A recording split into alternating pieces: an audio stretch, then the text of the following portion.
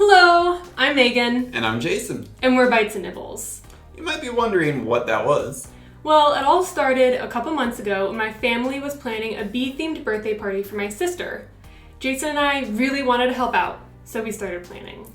And we're both engineers, so we decided to completely over-design a birthday cake with lights and music playing Flight of the Bumblebee.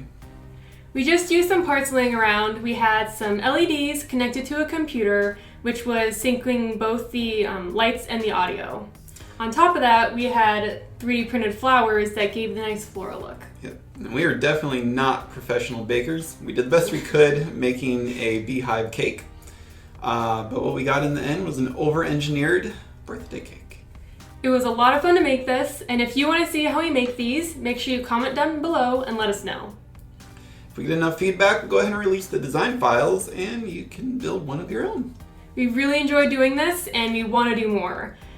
We got a lot of other projects in the works, and if you want to go on this journey with us, make sure you subscribe. Thank you so much for watching. Bye. Bye.